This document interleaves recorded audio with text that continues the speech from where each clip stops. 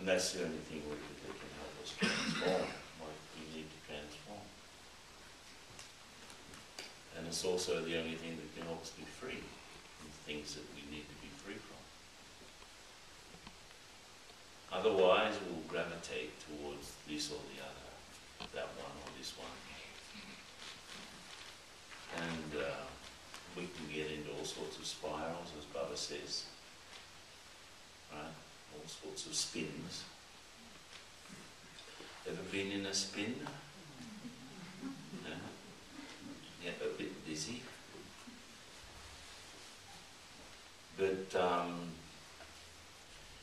it's always been the story, the whole story of the soul, in fact, has been a loss of spiritual power with time.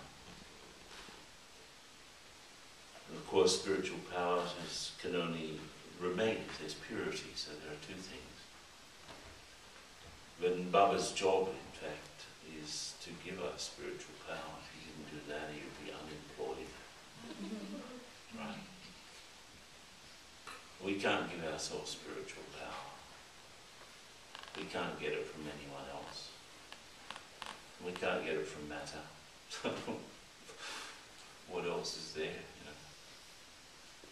I can't produce power in myself, in spite of the self-help books, you know.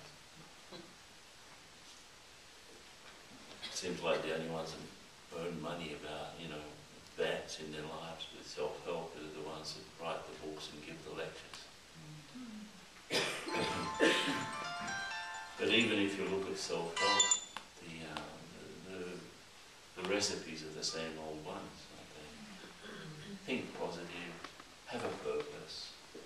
You know, even when we give retreats about these things. I remember when we presented Baba the first different sort of course from any other of the courses, which was a positive thinking course. And we presented, it was presented to Baba in Om Shanti Baba, and then Baba looked at the course. What did you think he said? Do you think positively? And you children, do you think positively? Same with the stress course. And you children, do you remain free from stress? And then the living values. Do you practice values yourself? You know, it will always come back to that. Talking about things is not the same as being them, isn't it? Just because we can talk intelligently doesn't mean we've understood anything, really. Being spiritual is being spiritual in difficult situations with very difficult people. Yeah. Keeping your stage when you're surrounded by 40 troublemakers. You know, in the face of adversity, like yesterday I mentioned, you know, giving a course and an earthquake happens. You're in the middle of the lecture. I was in the middle of the lecture and an earthquake happened. And the topic was keeping calm in the chaos.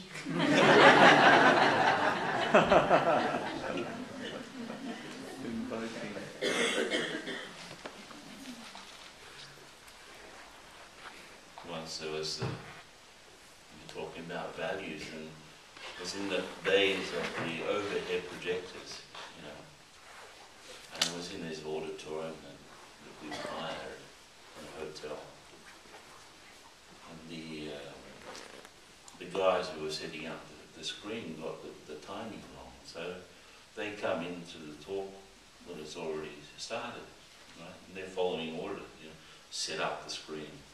And it was like the Three Stooges, you know. They won't pull it up, and then he got stuck, and they're pulling it down, right? And they make so much racket, right? And I'm in the middle of a talk on values. So what do you think I do? Show value. Tolerance. I help them. Cooperation. That's showing value. Cooperation. Of course. You're not going to say in the middle of a talk, "Hey you guys, what are you making so much noise for? Get out of here." Another thing, I was in Panama, and you know, It's very colourful to do service in Latin America. Anyway, I'm doing in the public library giving a talk, and in the middle of the lecture, a lady comes in with a photographer. You know, what's it? Well, a photographer had a huge camera on his neck, so I thought he's a photographer. And they come stomping down to the front of because it was down like an arena type of auditorium. They come stomping down the stairs, making a hell of a racket.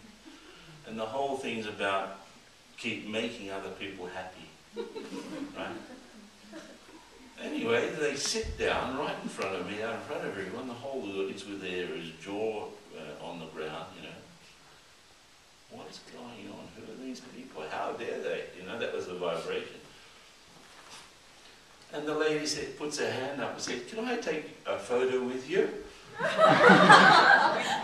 the middle of the talk. And what did I say? Yes. Of course. Why not? Of course, come.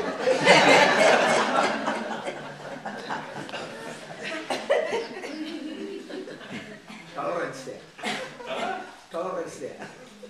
Why not? Come, sit. No, not sit, stand. And so they took a few poses, right? She on one side, the other side, big smile. Then later. I mean, I don't even need my photo. I don't know why someone else would need it. Anyway, she became so happy, and the audience was horrified. And, you know, so she said, "Thank you very much," and they stopped off. But she had such a big smile on her face. And I said to the audience, "Take so little to keep somebody happy."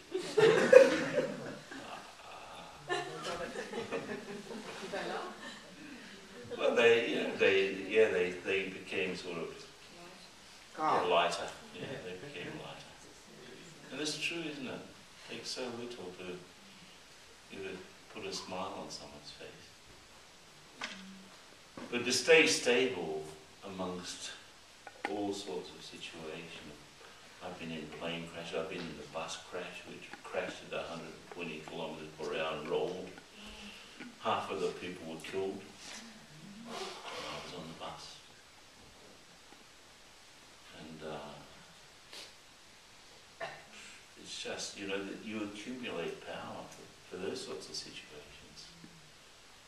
If you don't, you won't. You won't get through it. If you look at the sorts of things that defeat us, they're so trivial sometimes. Somebody left something out of place, or somebody said something in the wrong way. They look wrongly, you know. Come on. And the only source of spiritual power, and therefore I have to prioritize it. Instead of, if I had more power than my situations, which is not a big deal, your situations are very weak, not powerful. They're complicated, but not powerful. If I just have a little bit more power than all of the weak situations at the end of Kali Yuga that may happen, they won't affect me. On the contrary, I'll be able to give some sort of help. But there's something, therefore, I have to really prioritize. And therefore, I really have to prioritize my meditation practice. And especially karma yoga. You know, that's where we probably do. No, there's no use having a great meditation if during the day I'm not really conscious of what I'm doing, or interacting consciously with people and things. It won't help. And if I don't have enough power, I could find myself in a situation where I start to spiral out of the right sequence that I need to keep my Brahmin life meaningful and happy. And therefore, you know, I need power to be free, I need power to transform my thoughts, words and actions. I need power especially to be free from bondages and the things that I have to run to because of. If I have the this verb have to in my life is probably a bondage, even in service. You know, but I can do things, but if I'm really under the burden of having to do them without wanting to do them, then that will be robbing my power, for sure. So I should want to do what I do, and then there's a chance of not losing the power, right? But my power has to be original. It can't be someone else's power, right? It has to be coming from my own activated spiritual state. And only Baba can do that. Yeah, he can activate me spiritually. That's what he's there for. The love is there, the peace is there, and so on, as we said yesterday. They're like lovely appliances, but if there's no electricity, they won't serve for anything. It's just junk. If you got an appliance that you don't use or it doesn't work, it's just accumulating dust. You know. So what's the use of having love, peace and happiness that are just accumulating dust? I don't get to use them when I should use them. Right? People are very lovable. There's a system of psychological profiling which is called DISC. Anyone who's worked in human resources have heard of that, for sure. But they analyse 4 different types of personalities. You know, the hard, sort of strong, you know, leadership sort of tractor types. The ones who are very thoughtful and intellectual and very, you know, critical, therefore, analytical, logical. The ones who are very creative and sort of hard to pin down. Because they won't even sit in a meeting. They say they have 10 ideas every minute. I don't know if you like that. And the more considerate types, the ones that like, you know, harmony and good relationships and things like that. And 67% of all human beings are the last one. They like harmony. They like love. They like sort of, you know, they really lose it when there's no harmony. They really feel unhappy. Brahmins are probably mostly this type. Yeah. So you get a tractor type with a considerate type, you know, there's a problem there. You expect an inspirational sort of spontaneous character to be on time, come on, or to sit and listen to a lengthy explanation about nothing. They won't do it. So we have to be, let's say all of us have special virtues and also have special defects, right? My anti-specialities. You got a few? Yes. And so we have to empower our specialities to make our anti-specialities irrelevant, isn't it? I need power to do that. It has to be my power or my connection with Baba. I can't extract one gram of power from anyone else. Even I can talk to them and, you know, sort it out. But in fact, at the end of the day, I'm with myself and my strong or weak connection with God, or, you know, more or less. Do I want to be a more or less Brahmin who more or less gets things done, and more or less sort of gets through the situations, and more or less meditates, and more or less understands? Do I want to be a mediocre? Because there's an incredible conspiracy in the world to be mediocre. Isn't there? Yep.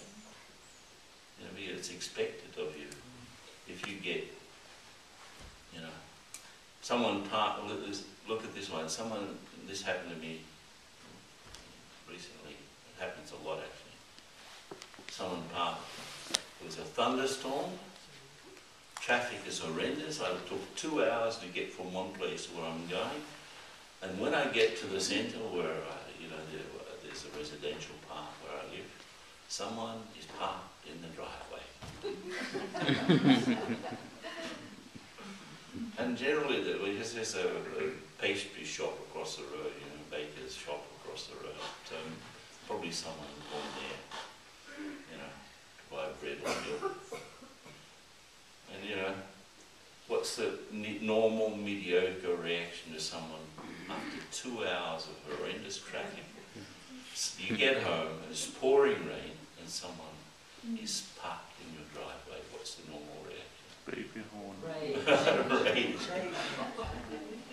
And we all do it sometimes, right? Let's be honest. Yeah. But you see, there's a big sign up in front of the centre. Learn to meditate. If I'm trying to get into the driveway, it's because I've got something to do with that place, right? And if I shout at somebody, they're going to believe. Learn to meditate. Come on. That's what they would expect, actually. So if you're nice to someone in that situation, they become amazed. They even may come to the centre. Especially if you're parked behind them in the driveway there.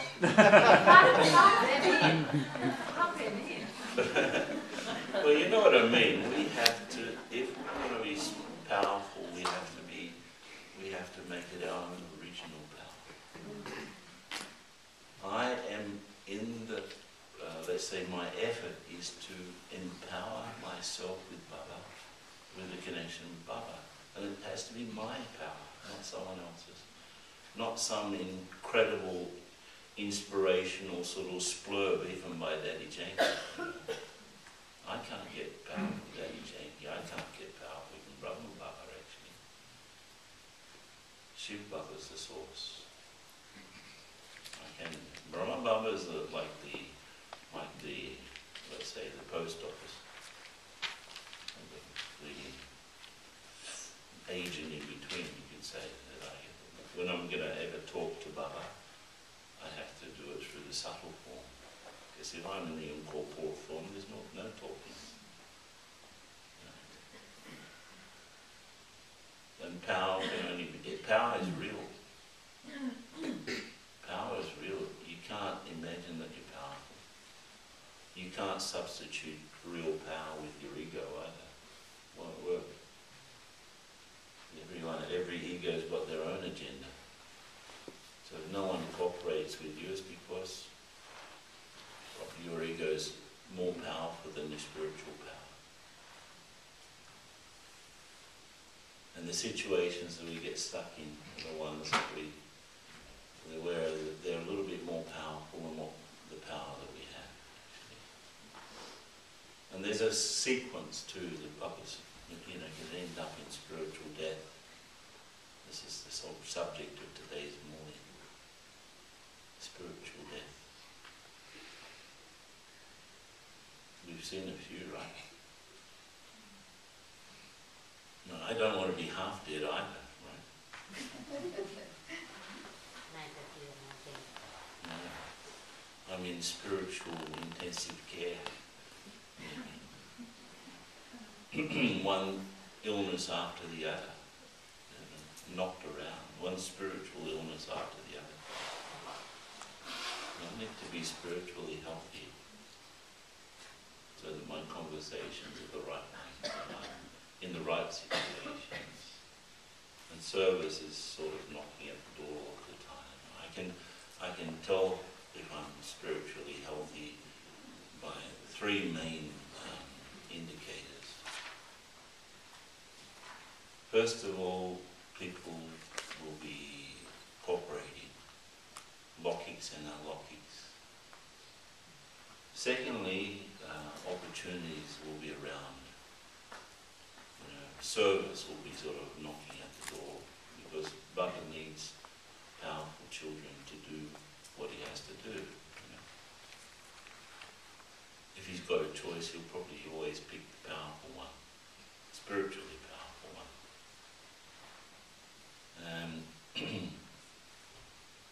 And so service is improving, and karmically things are also going okay.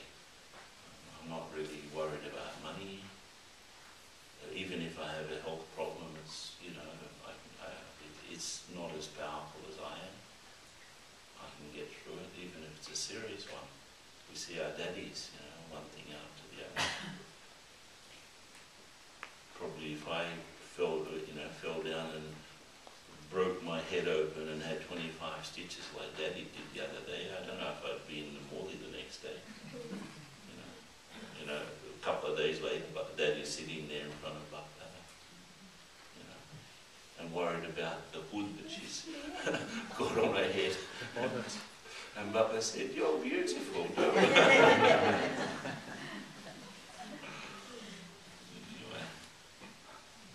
But emptiness, spiritual emptiness, which is the antithesis of powerfulness,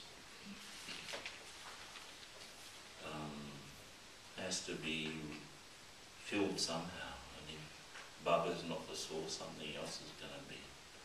And something else will probably rob me of the little power that I have anyway. So if I engage in a work, logic work, in such a way that it absolutely absorbs me, and I feel exhausted, I've got the equation the wrong way around.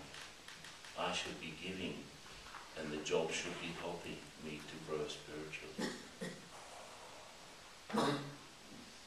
Yeah. And otherwise I passively accept that sort of situation. This is part of the mediocre thinking that everyone's in, Well, life is like that. Let me, everyone else seems to be rushing around like a maniac. Let me get into that as well. So emptiness will produce desires, and not necessarily healthy ones. And because desires don't produce the sorts of results I'd like, they don't make me more powerful, they make me weaker. And so the second stage, I'll start to give excuses about them. Well, it's not the right desire. I really got to bed late last night, so I'm rebelling, forget about it today. Yesterday was too busy, We start to make excuses because of the sorts of things that we are wanting to try to fill ourselves up, and it doesn't work. So we go down another step, and after some time we realise the excuses are not working anymore. So we start to have doubts. Well, maybe this life isn't for me. Maybe I need someone besides Baba. Maybe I need something else. This is not working. And of course, as we said yesterday, this spiritual life does work. It's incredible. And if it's not working, it's because I'm not working, actually. I'm not functioning properly. The thing's okay. The cure is okay. So if it's not working, maybe I have to redefine myself a little bit. So I don't want to be stuck, as Baba describes, the soul that can neither go up or down.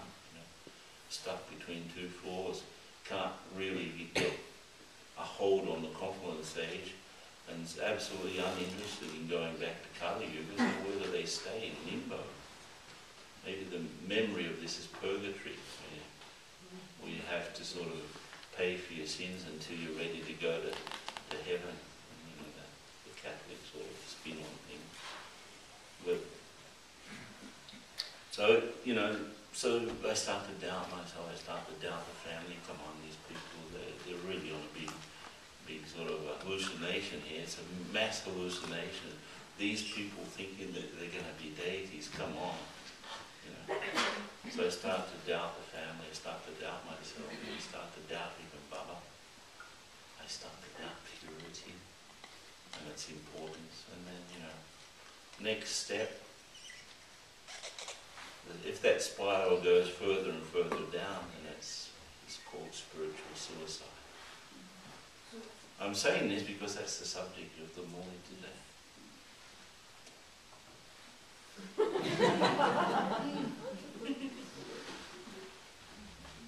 So there is another shade of meaning to our Brahmin life. We will keep ourselves alive spiritually if we do it right. Yeah. And let's have a couple of minutes of meditation, traffic control. Ready for this incredibly deep movement from Step